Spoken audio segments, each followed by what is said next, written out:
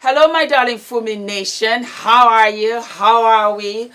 A lot of you sent me this article about Jennette McCurdy. Jennette McCurdy is a 30-year-old former actress from Nickelodeon who starred in iCarly and Sam and Cat. She actually starred alongside Ariana Grande before she became a pop star.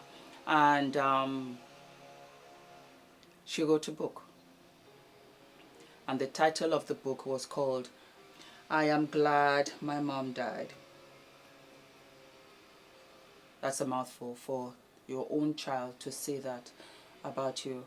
Deborah, who was Jennette's mother, was diagnosed with cancer when Jennette was only 2. And she passed away eventually from cancer. And she went along with the support of her 3 brothers to write this book about how the mother abused her, forced her at 11 years old to calorie count, which of course led to bulimia, anorexia. She would physically check her private parts right up until 17 years old and was bathing her until 17 years old. She said she felt guilty because all of a sudden now she was the breadwinner of the family. She was fully aware of that. So the pressure for her, you know, to perform like a circus animal. And she talked about how she hated acting. She quit acting.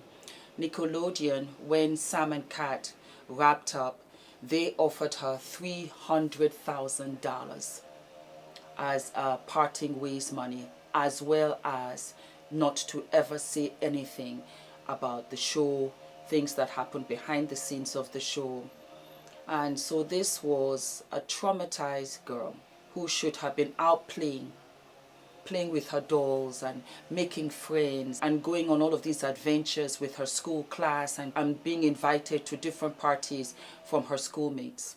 Before I continue, last week I had done an episode where I had talked about how Ula had said he didn't want Adrian on social media. I'm going to add to that because this kind of triggered me in a way. Even though I love acting, I love show business, I love modeling, I will not introduce it to Adrian. If Adrian came to me and said, Mom, I want to do this, I want to do that, I'm interested, then I would support him. Because this is what happens when you force your child to be and do something that they are not. They will deeply resent you. For the first time I heard the expression helicopter parent. I don't even think Jennette's mother falls under this because I think that you know, as a helicopter parent, you want to protect so much you can't let go. But the second that you see that your child is in distress, I do believe that the helicopter parent backs off. I do believe that. Maybe I'm wrong. Let me know in the comment section. It was sad. It was really sad because I haven't ever experienced that. You know, I was speaking to my good friend Jenny the other day, and we were talking about how our mothers are now, you know, in their 80s and how much we love them, and we can't imagine, because we had talked about this book. It's so unfortunate. It's so unfortunate that her childhood was stolen away from her. And I empathize with her, because to write a book like this, I believe her. I believe her. I cannot imagine her telling this kind of a lie. Why? What is the motive? Like you very well know, I was out in Cali and I did a lot of extra work for all kinds of shows, from after shows, SAG shows, a lot of after shows. It was a lot of soaps, and it was a lot of what? Children shows. When you're an extra, you are atmosphere. So in a way, you're invisible, which is wonderful for me because I could learn and I saw. And I did see children in an adult atmosphere that would most probably would have preferred to be somewhere else. It's an adult world. Film is an adult world. I have always loved it since I was 8. I loved it. I told my parents, this is what I want to do. I don't want to do anything else. I don't want to go ahead and do a master's program in law. I'd rather do masters in theater. And that's exactly what I did do. And drama, because I loved film. And I loved fashion, as you very well know. But being on set, I saw so many times when children didn't want to do it. They didn't want to do it. And you have the parents there, you know, goading them, promising them all kinds of things afterwards, if they do this, if they do that. And it was kind of sort of sad. So when Jennette says this, it's true. It's true. So there's a lot of money riding on child stars. Unbelievable, but true. And a lot of money for the studios, for everybody. And you know, children are children. They're very fragile. They're playful. Some of them can be really, really, you know, brilliant, very alert, but they're still kids. I saw it. I saw it. Everybody saw it.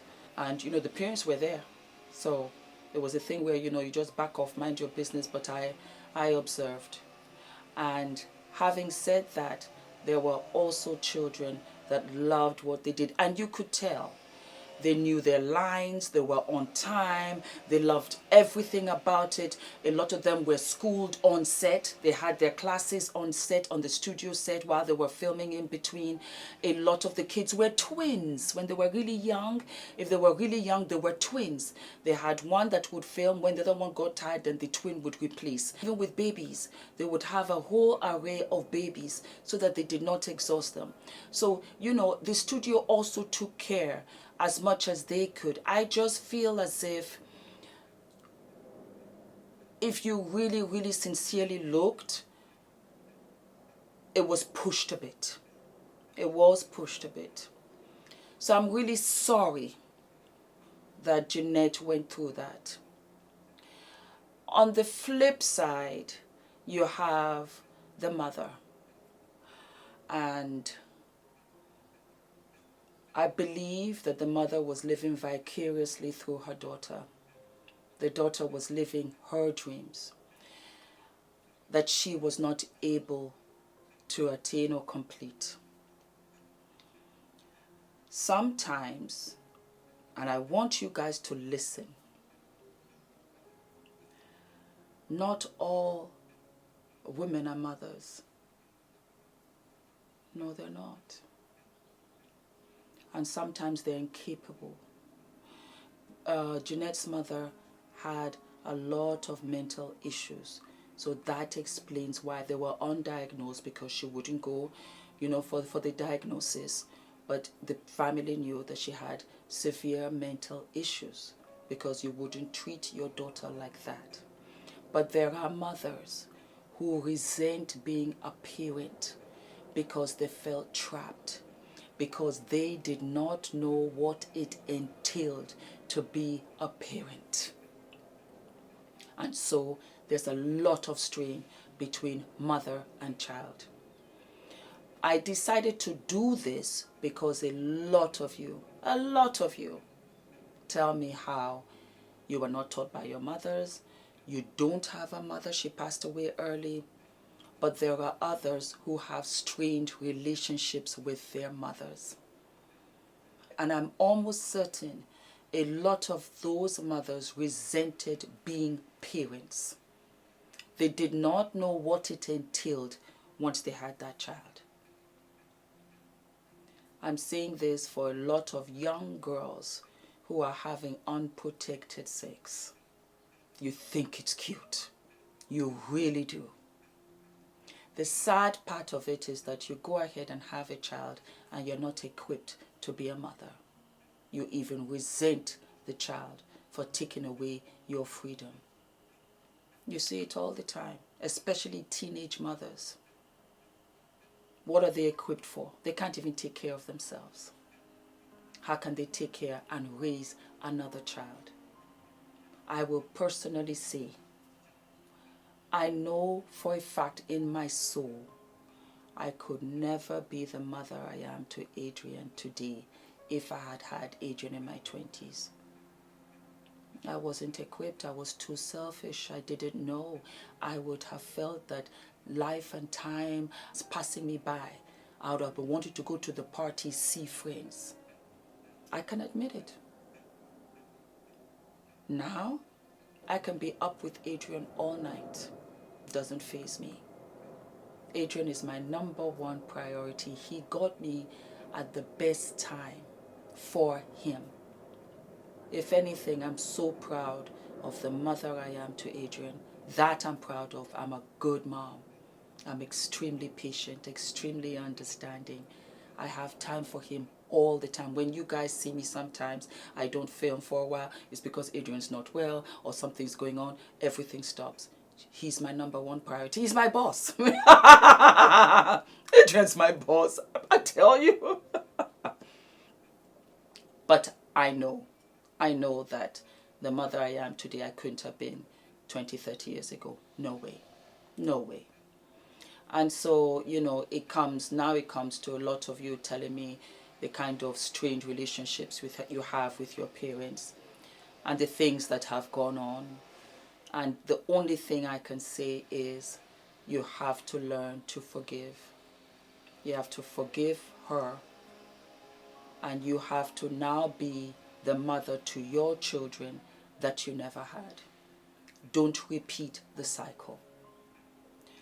I have a girlfriend in her late 40s, almost 50s.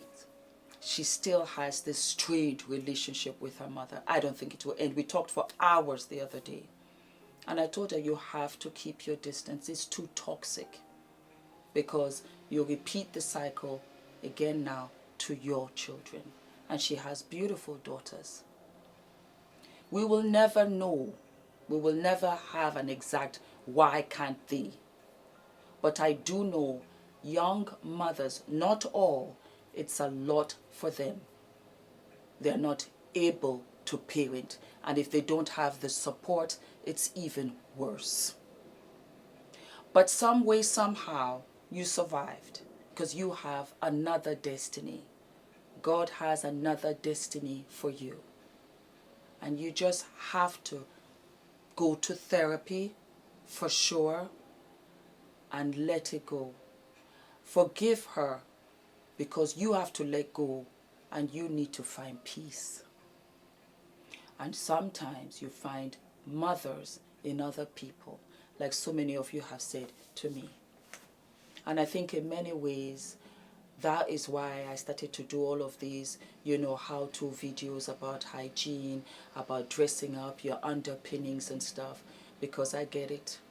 Because some of their mothers were not able to. They suffered from depression. They suffered from alcoholism, drugs. They were more concerned about another guy than about the kids that they had. Or, like I know somebody who keeps on having children so that she can be on the unemployment system and get the dough. Here in England, she has about 7 children and just had twins. And she smokes in the corner. And they've taken 5 of her children away from her. And it is so sad. It's so sad. It's those beautiful kids, beautiful children. And it's so ironic because here you have women that have children, and then on the other flip side, you have so many women trying to have just one child. You know, and it's just so bizarre. I'm so sorry that you girls are out there feeling this way. The advice I can give you: to heal yourself, go for therapy and shut the door on that and wish your mom well. And don't hold the resentment, don't hold the bitterness, don't let the past bleed into your present day, your future relationships, with your husband, with your kids. Break the cycle and promise yourself that you will be a better mother to your children as opposed to what your mother was to you. And forgive her. It's not her fault. And she lost so much because she would have enjoyed having you and having that mother-daughter relationship. But it's not for you to bear that cross. You have to move on with your life, because there's a life out there for you, full of happiness, full of joy. The past has got nothing left for you but a lesson. Now you know. There's nothing left to be said, because I've heard so many stories, so many stories. And truly, it is what it is. All of my love, darlings. Don't forget to like, to subscribe, and share the video. And don't forget to leave a comment. Love you. This isn't it gorgeous? I wore it for you guys. Yeah, the princess, all my beautiful princesses and queens. I got this in Zara and I loved it. I'll turn it around for you guys so you can see. There you go. And you just tie it in the back. It's super cute, you know. And for those of you that don't feel, sometimes, you know, if you don't want to wear a hat to church or whatever, you can wear something like this. And that'll be cute. All of my love, my darlings. Bye.